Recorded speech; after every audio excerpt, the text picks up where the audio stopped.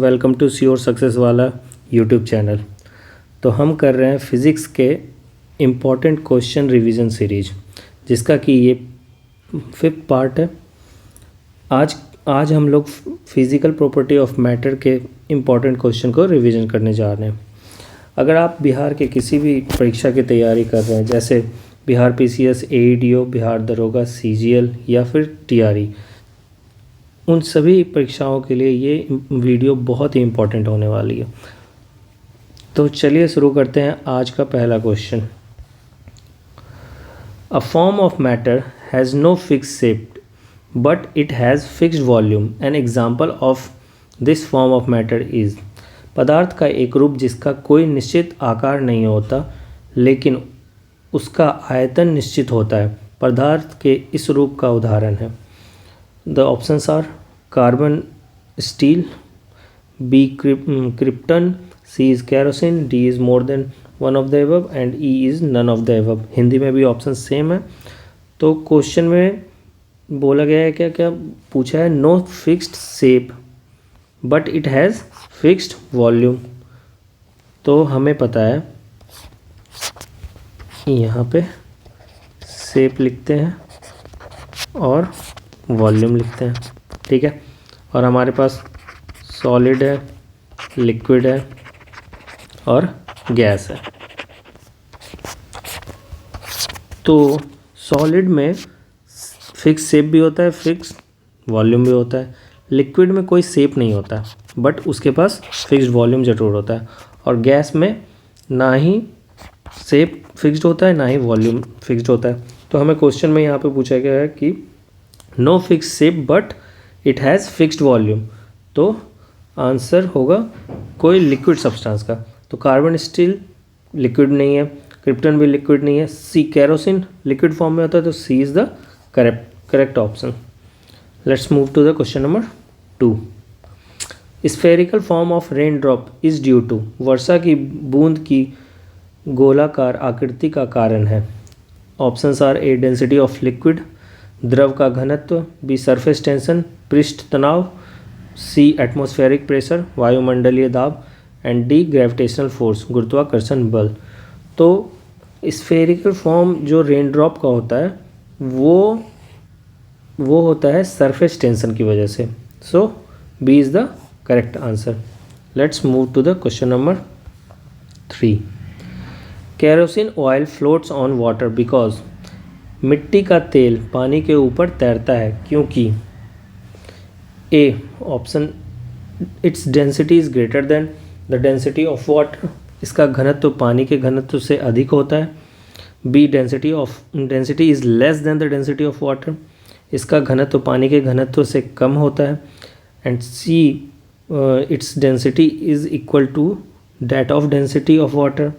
इसका घनत्व पानी के घनत्व के बराबर होता है। And D none of the above, उपयुक्त में से कोई नहीं।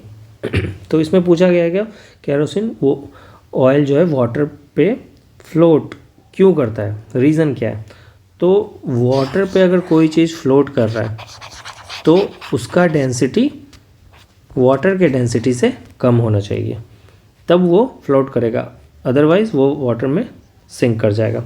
सो from the given option the density is less than the density of water. B is the right answer. Let's move to the question number 4. What happens when some charge is placed on the soap bubble? जब साबुन के बुलबुले पर कुछ आवेश रखा जाता है तो क्या होता है। Options are its radius increases, इसकी त्रिज्या बढ़ जाती है। B इट्स रेडियस डिक्रीजेज, इसकी त्रिज्या घट जाती है। C द बबल कोलैप्स, बुलबुला फट जाता है। And D is none of the above. तो यहाँ पे बोला गया कि अगर सोप बबल पे, अगर ये सोप बबल है और इस पर कुछ चार्ज हम प्लेस कर देते हैं, ठीक है। अगर ये हमने चार्ज प्लेस कर दिया यहाँ पे और ये मान लो इसका रेडियस है, तो इस पर ऑलरेडी पहले चार्ज रहेगा और फिर से ऊपर से कुछ चार्ज दे देते हैं इसके ऊपर। अगर पॉजिटिव चार्ज दे रहे हैं, पॉजिटिव चार्ज पहले से ही है, तो इसमें रिपल्सन होगा क्योंकि सेम चार्ज रिपल्सन करता है, तो इसका रेडियस इंक्रीज़ हो जाएगा सेम चार्ज से। तो और ये कब तक इंक्रीज़ होता रहेगा, जब तक ये इक्विलिब्रियम स्टेट पे ना आ जाए। तो अगर किसी भी सोप बबल पे हम चार्ज प्लेस करेंगे तो उसका रेडियस इंक्रीज़ हो जाएगा। तो from the given option its radius increases, A is the right answer. Let's move to the question number 5। For which one of the following capillarity is not the only reason, निम्नलिखित में से किसके लिए कोशिकत्व एकमात्र कारण नहीं है। ए ब्लॉटिंग ऑफ इंक, स्याही का सोखना। B rising of underground water, भूमिगत जल का ऊपर उठना। Spreading of water drop on a cotton cloth, सूती कपड़े पर पानी की बूंद का फैलना। And D rising of water from the root of a plant to its foliage, पौधे की जड़ से उसके पत्तों तक पानी का ऊपर उठना। तो इस क्वेश्चन में कैपिलरी का कॉन्सेप्ट आ रहा है। तो कैपिलैरिटी क्या होता है ये पता होना चाहिए। तो कैपिलैरिटी होता है कि the ability of a liquid to flow into narrow spaces, तो अगेंस्ट ग्रेविटी। मतलब आपने देखा होगा क्या, आपके अभी तो नहीं बट आपने देखा ही होगा, कोई अगर लैंप जल रहा है केरोसिन की मदद से, यहाँ पे इसमें कॉटन का या फिर कोई कपड़ा लगा दिया जाता है और इसमें केरोसिन भरा जाता है और ये यहाँ पे जल रहा होता है।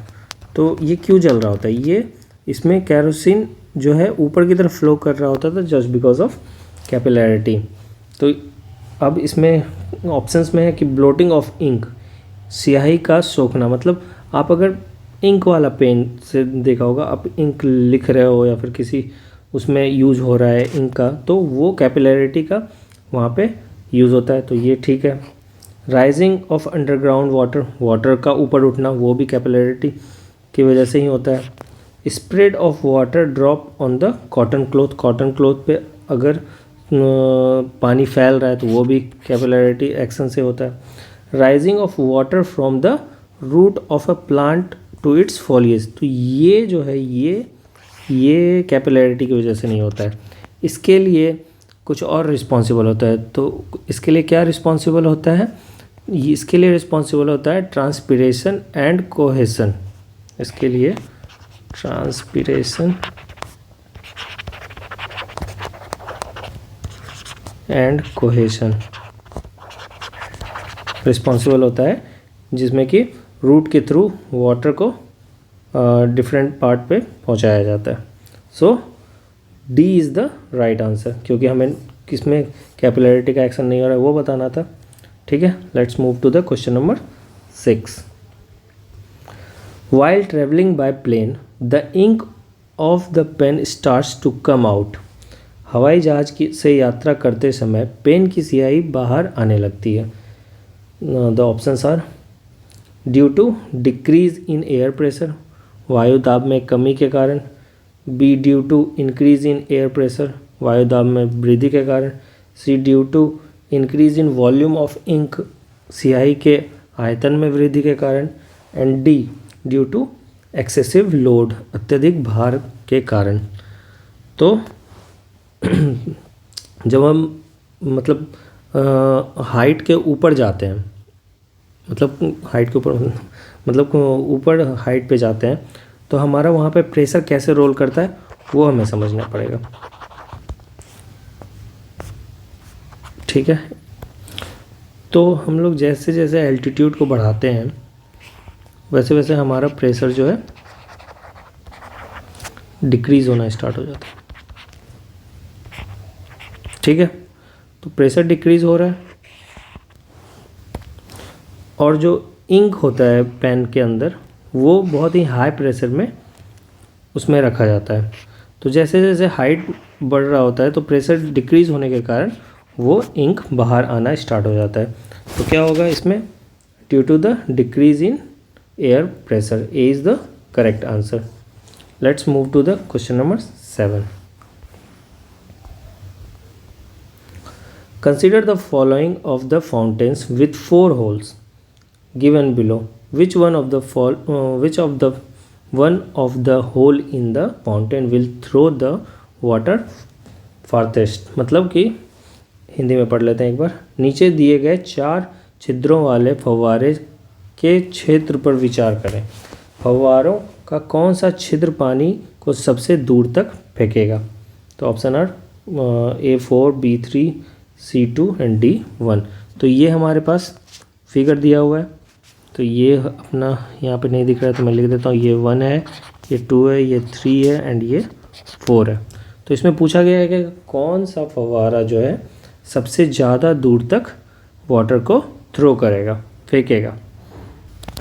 तो इसमें हमें पता है कि according to Torricelli's law, velocity of influx is equals to √2gh। ठीक है, तो इसमें हाइट का डायरेक्टली प्रोपोर्शनल है, और ये हाइट जो है, हाइट मतलब यहाँ पे डेप्थ का बात चलेगा कि मतलब यहाँ से जो आपका डेप्थ है नीचे तक का, किसमें सबसे ज़्यादा है। तो इन्फ्लक्स इसमें डायरेक्टली प्रोपोर्शनल किसका हो रहा है? डायरेक्टली प्रोपोर्शनल टू 2 और g तो कांस्टेंट ही रहेगा, h मतलब डेप्थ का।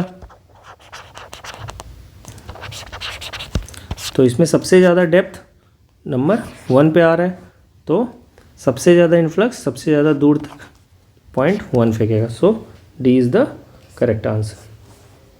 Let's move to the question number 8। With the rise of temperature the viscosity of liquid, तापमान में वृद्धि के साथ द्रव की श्यानता क्या होगा? रीजन बताना है। तो options are increase, B is decrease, C is remain unchanged and D is में इंक्रीज और decrease depending on the nature of liquid. Hindi में बढ़ती है, घटती है, एंड सी इज अपरिवर्तित रहती है, एंड डी इज द्रव की प्रकृति के आधार पर बढ़ या घट सकती है। तो यहाँ पे पूछा गया कि अगर टेम्परेचर को हम बढ़ा दें तो विस्कोसिटी ऑफ लिक्विड का क्या होगा? ये तो यहाँ पे विस्कोसिटी का एक कॉन्सेप्ट आ रहा है। विस्कोसिटी होता क्या है? Viscosity it acts as a resistance to flow the liquid. तो ये लिक्विड को फ्लो का रेजिस्टेंस की तरह काम करता है।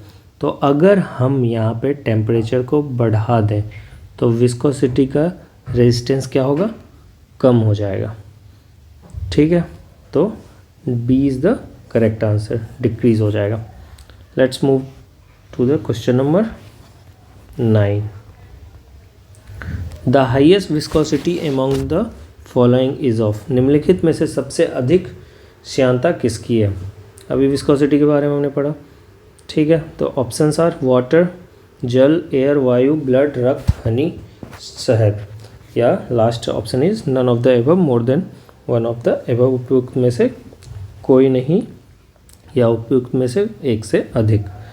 तो इन चारों में से हमें पता लगाना है कि सबसे ज़्यादा विस्कोसिटी किसका है। तो वाटर का विस्कोसिटी कितना होता है?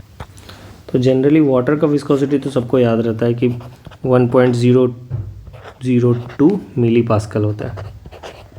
बट अब इन चारों में से सबसे ज़्यादा विस्कोसिटी होगा हनी का। So D is the right answer, honey has highest viscosity. Let's move to the question number 10। Increasing the amount of substance does not change its, किसी पदार्थ की मात्रा बढ़ाने से उसका या उसकी डैश मतलब फिल इन द ब्लैंक्स परिवर्तित नहीं होता है, होती है। ए वॉल्यूम, बी वेट, सी मास, डी डेंसिटी। हिंदी में आयतन, बी इज़ भार, सी इज़ द्रव्यमान एंड डी इज़ घनत्व। तो अगर किसी भी सब्सटेंस में अगर अमाउंट ऑफ सब्सटेंस बढ़ा देते हैं तो उसमें चेंज होगा उसका वॉल्यूम चेंज हो जाएगा, वेट भी चेंज हो जाएगा, मास भी चेंज हो जाएगा, बट डेंसिटी उसका रिमेन सेम रहेगा। अब अगर डेंसिटी को अगर चेंज करना है तो डेंसिटी इक्वल्स टू क्या होता है, density equals to mass by volume. तो ये अमाउंट ऑफ सब्सटेंस बढ़ाने से ये चेंज नहीं होगा। So D is the correct option. Let's move to the question number 11। Fish can survive in a frozen lake because मछलियाँ जमी हुई झील में जीवित रह सकती है क्योंकि A fish are warm blooded animal, मछलियाँ गर्म रक्त वाले जानवर हैं। B fish hibernate in ice, मछलियाँ बर्फ़ में शीत निद्रा में चली जाती हैं। C water near the bottom does not freeze, तल के निकट का पानी नहीं जमता है। And D is ice is good conductor of heat, बर्फ़ ऊष्मा को अच्छा सुचालक है का अच्छा सुचालक है। तो यहाँ पे बोल रहा है कि अगर फिश जो है सरवाइव कर जाता है फ्रोज़न लेक में भी, कभी कभी आप देखते हो क्या कोई कोई लेक जो है ऊपर का लेयर बिल्कुल वो जम सा जाता है, बट टेम्परेचर जो है नीचे का पानी का लेयर का वो जमता नहीं है, मतलब वाटर उसमें फ्रीज़ नहीं होता है। ऊपर ऊपर आप नदी में देखते होंगे ऊपर ऊपर का लेयर उसका जम गया होता है और नीचे का वाटर जमा नहीं होता है। ऐसा क्यों होता है? क्योंकि वाटर का हीट रिलीज़ जो है बहुत धीरे होता है और ऊपर के टेम्परेचर की वजह से सिर्फ ऊपर का पार्ट ये जम जाता है। तो उस कंडीशन में मछलियाँ नीचे चली जाती है जहाँ पे वाटर लिक्विड स्टेट में होता है, तो और वहाँ पे वो ईज़िली सर्वाइव कर लेती हैं। तो from the given option C is the correct answer. Water near the bottom does not freeze, तल के निकट का पानी नहीं जमता है। Let's move to the question number 12। The density of water reach its maximum value at the temperature of, पानी का घनत्व किस तापमान पर अपने अधिकतम मान तक पहुंचता है? ये तो इजी क्वेश्चन है, सबको पता होगा, 4 डिग्री सेंटीग्रेड पे। ठीक है, let's move to the question number 13।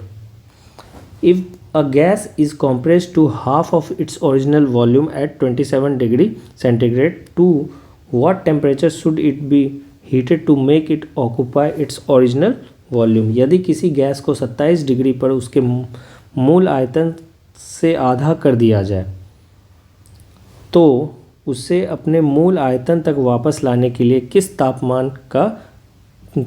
तापमान तक गर्म किया जाना चाहिए? A is 327 degree, B is 600 degree, C is 54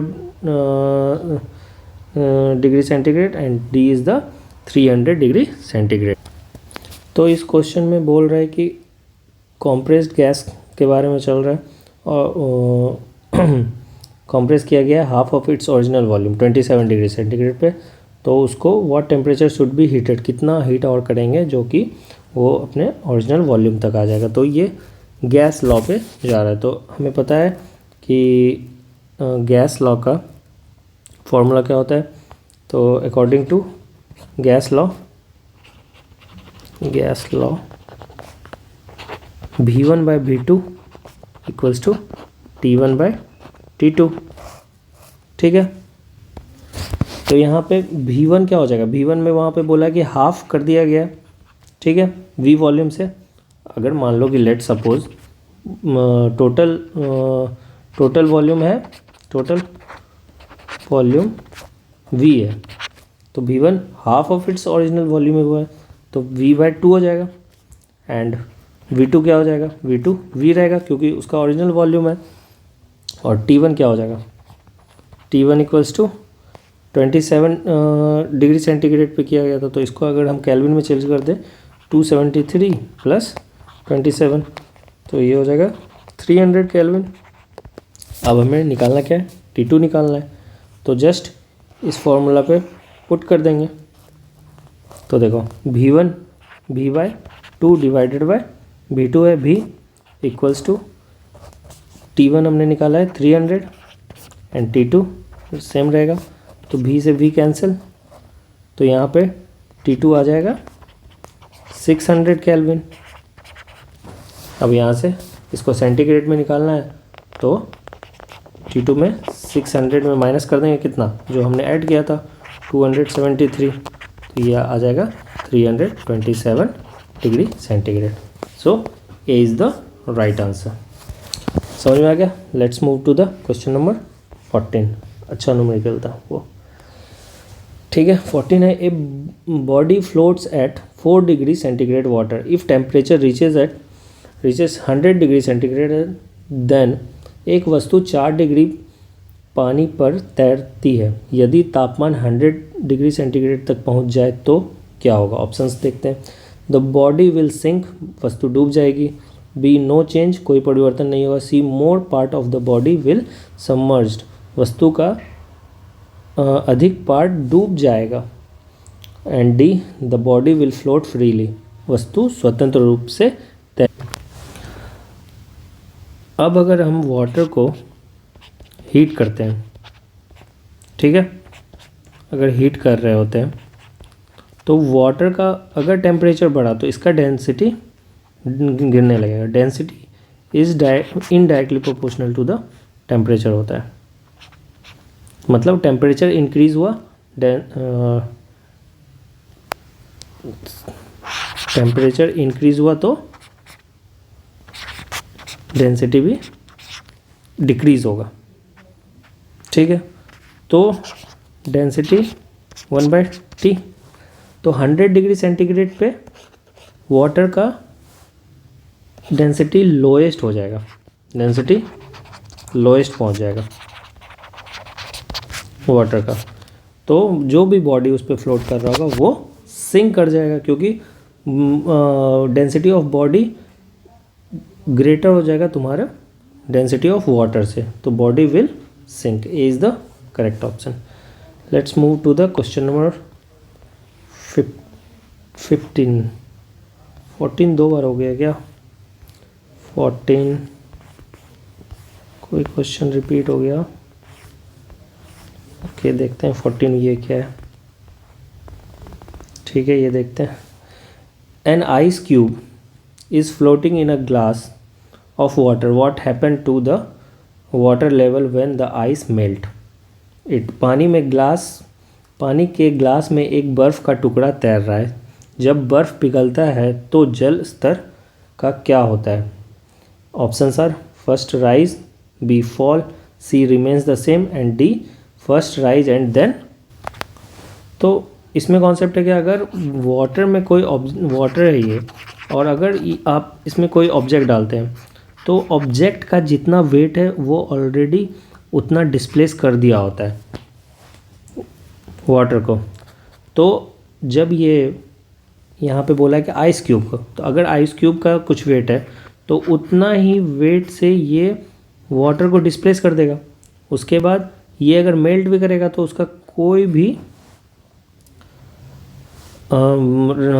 height पे, मतलब ये क्या बोला है कि राइज करेगा या लो रहेगा, तो उस पर कोई इफेक्ट नहीं पड़ेगा। तो इसका वाटर लेवल सेम रहेगा, तो C is the right answer, remains the same. And this is the okay, sorry guys, ये एक क्वेश्चन अलग से आ गया है, ठीक है। तो this is all about the physical properties of matter. अगर आपको कोई भी कन्फ्यूज़न हो इस वीडियो के रिगार्डिंग, कोई भी क्वेश्चन में कन्फ्यूज़न हो, तो आप हमारे व्हाट्सअप चैनल पे आ सकते हैं या फिर टेलीग्राम से भी जुड़ के वहाँ पे क्वेरी कर सकते हैं। अगर आपको वीडियो अच्छी लगी हो तो सब्सक्राइब करें, लाइक करें एंड कमेंट भी करें कोई भी कन्फ्यूज़न से। Okay, thank you and have a nice day.